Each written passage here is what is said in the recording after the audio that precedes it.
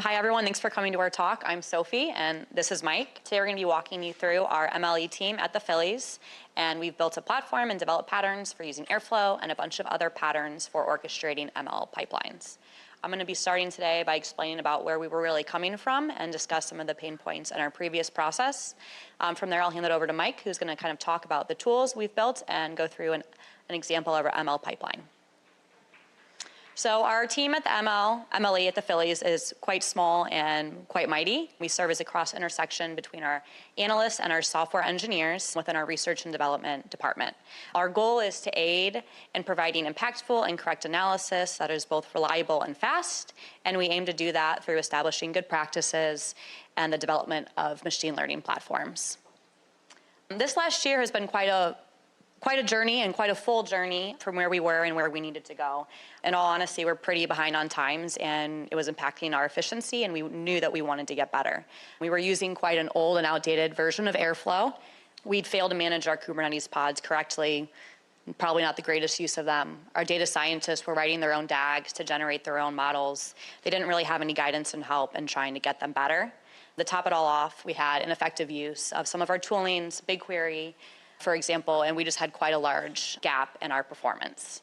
So in this past year, we really wanted to focus and make it an improvement to better our experience for both of our analysts and our software engineers and data engineers. We wanted to get better. So how do we go about doing that? We really sat down and focused as a department and thought, hey, we want to upgrade Airflow. That was a tough project, but it was a huge win for us. In doing so, we were really able to effectively make use of a good airflow. We were able to use more built-in operators. We improved our tooling, incorporation of DBT for transformations, great expectations for data validation, and we really just leaned into MLflow and using it everywhere for our model pipelines. With these practices and processes in place, we really set ourselves up for our ML pipelines to begin orchestration of our model lifecycle. So obviously that's our full cycle at a glance, our whole year. But let's dive in a little bit into some of the pain points that we hit and why we needed to improve this whole process. So we were using a mono image throughout all of our KPOs. That really related to a whole bunch of dependency hell. We had this mega image, this mega repo, and how do we share all of this? Debugging was tricky. Things can go wrong when you have one Kubernetes pod operator. Is it our Kubernetes that were failing, or was it the code that we were writing? Where were we actually going wrong? More than anything, we just had a lot of tools in place and they weren't really working together. And so who's responsible for what toolings? How do they work together? We were just kind of a mess and we wanted to clean it up. This is kind of a huge pain point that I think a lot of departments kind of do face, is where does data live? We didn't really have any good practices in place in where our data should exist. We need to develop some patterns. We have an app team that needs data in their database application, but we also have data scientists that need their data in a warehouse to be able to effectively build their models. So how does that go about doing it?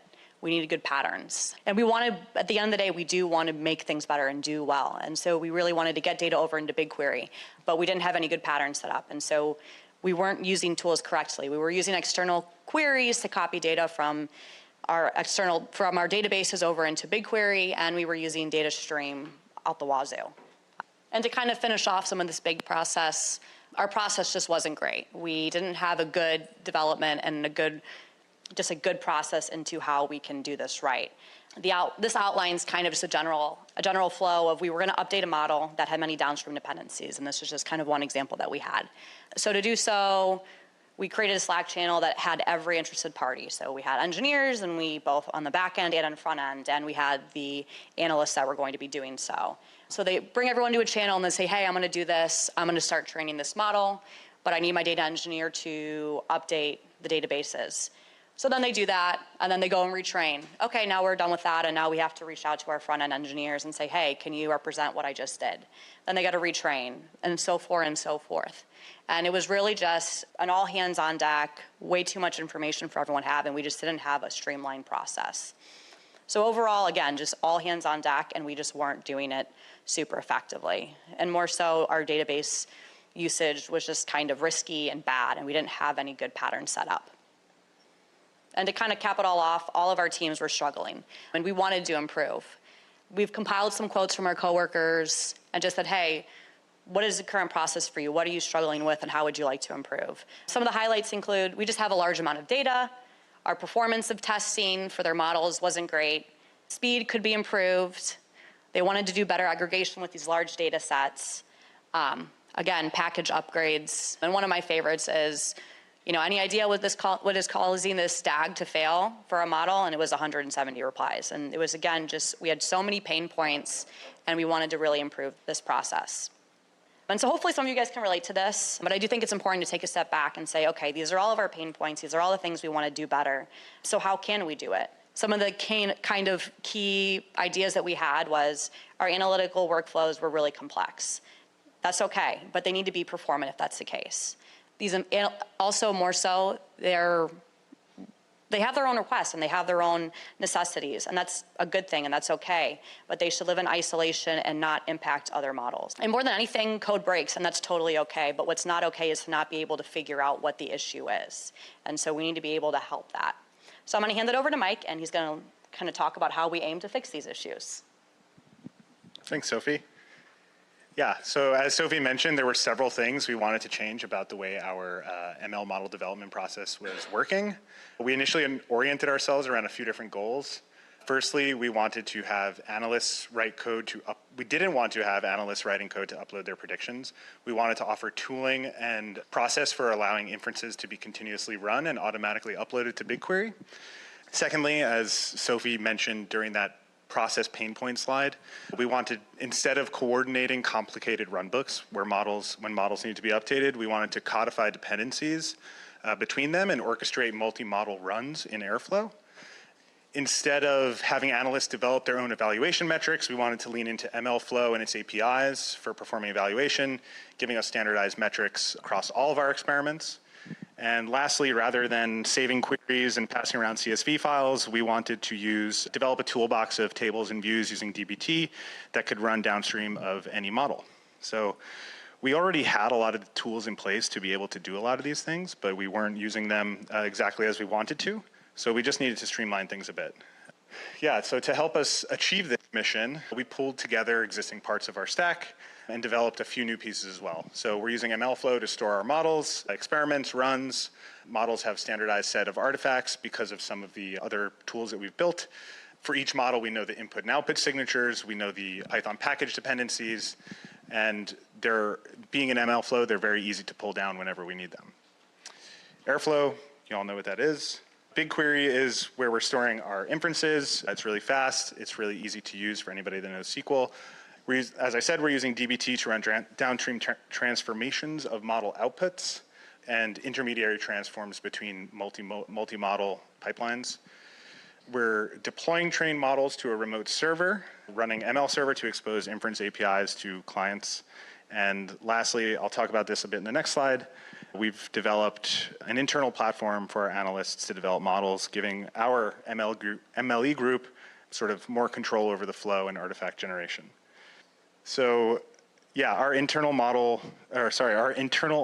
development platform has been huge for us. We've gotten pretty good adoption from our analysts, and we've saved probably weeks of time by just having our analysts use this internal platform.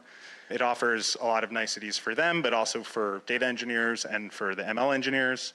And what does it consist of? So we have an SDK that provides a standard interface for model workflows, things like getting raw data, fitting models, generating predictions. We also have an isolated environment for each model owner and each model. So instead of the mono image that we used to use, each of these models sort of can exist in their own image, which means that analysts aren't competing over dependencies or packages. It also has an easy to use CLI that allows analysts to train their models or deploy their models from the command line. And yeah, once they're ready to be trained, instead of having to train them locally, they can submit jobs to a Kubernetes cluster and train them there. So now a general workflow for updating a pipeline, instead of the sort of convoluted arrangement that we had earlier, looks more like this. So analysts can develop their models using our SDK. They can focus entirely on modeling, not artifact generation or data pipelining work. Once their model's ready, they can submit it and train it on our cluster. Each training run generates model configurations, data sets, parameters, and evaluation metrics, storing them in MLflow. And what's nice is that all models will generate the same sorts of artifacts, so it's very easy to use.